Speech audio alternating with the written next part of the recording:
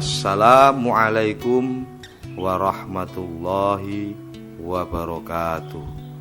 Dalil tahlilan 3 hari, 7 hari, 25 hari, 40 hari, 100 hari, 1000 hari.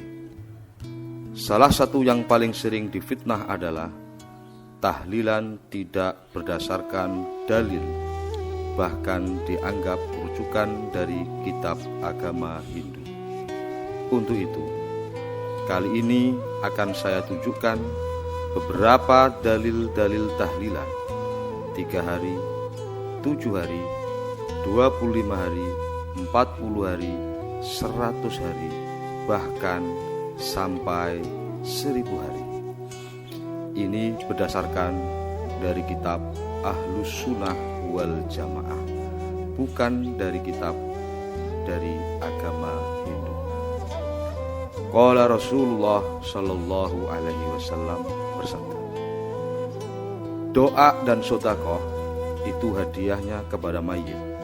Berkata Umar, sedekah setelah kematian maka pahalanya sampai 3 hari, dan sedekah dalam 3 hari akan tetap kekal pahalanya sampai 7 hari, dan sedekah di hari ke-7 akan kekal pahalanya sampai 25 hari, dan dari pahala 25 akan kekal sampai 40 hari.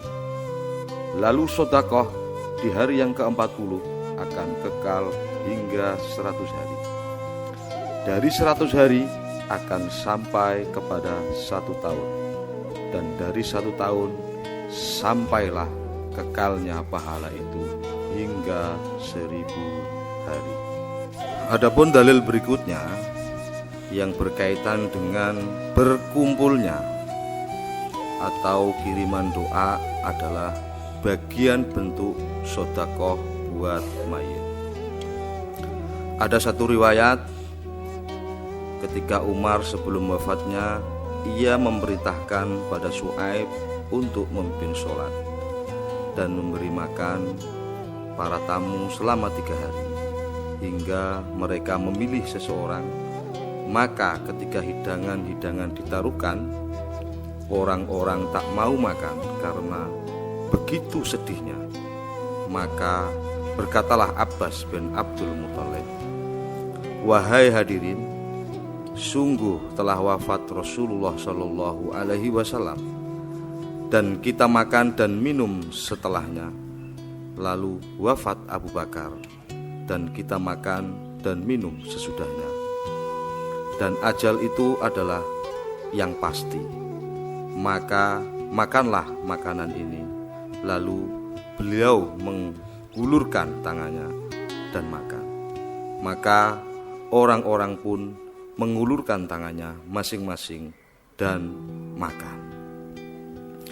Kemudian dalil selanjutnya yang berkaitan dengan tahlilan yang diriwayatkan oleh Imam Tawus berkata, sungguh orang-orang yang telah meninggal dunia difitnah dalam kubur, maka selama 7 hari maka mereka sahabat gemar menghidangkan makanan sebagai ganti dari mereka yang telah meninggal dunia.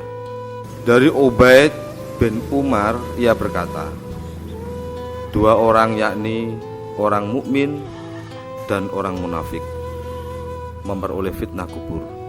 Adapun orang mukmin, maka ia difitnah selama 7 hari, sedangkan orang munafik disiksa selama 40 hari. Berdasarkan kitab Ibnu Katsir, Abu Fida Ibnu Katsir Al-Dimashqi Asy-Syafi'i. Bacalah Al-Quran yang dihadiahkan kepada mayit itu sampai.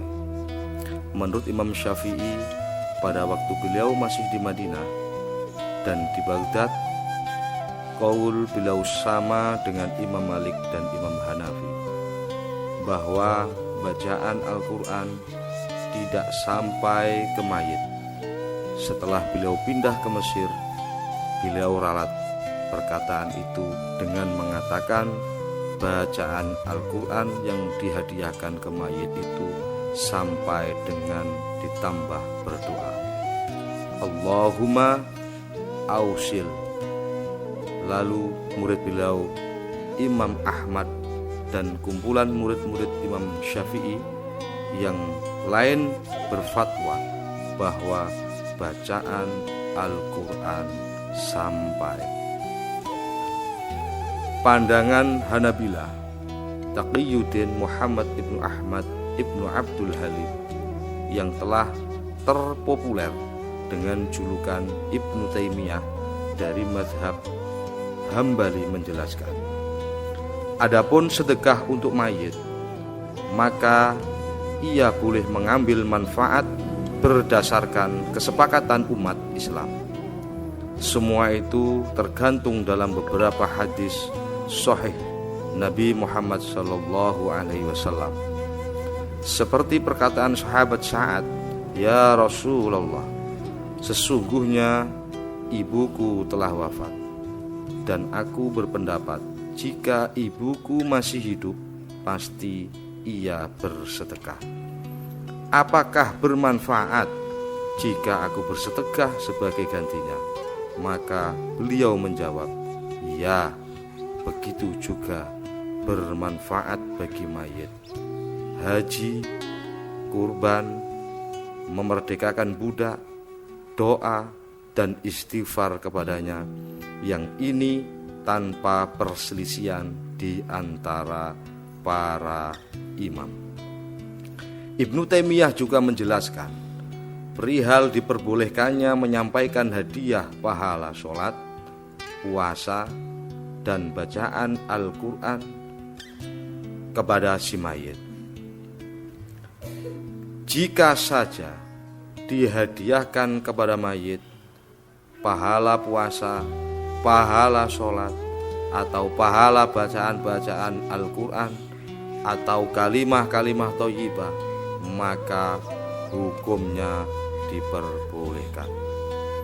Al-Imam Abu Zakaria Muhyiddin Ibnu Asy-Syaraf dan mazhab Syafi'i yang terkenal dengan Panglima Imam Nawawi menegaskan, disunahkan untuk diam sesaat di samping kubur setelah menguburkan mayit untuk mendoakan dan memohonkan ampunan kepadanya.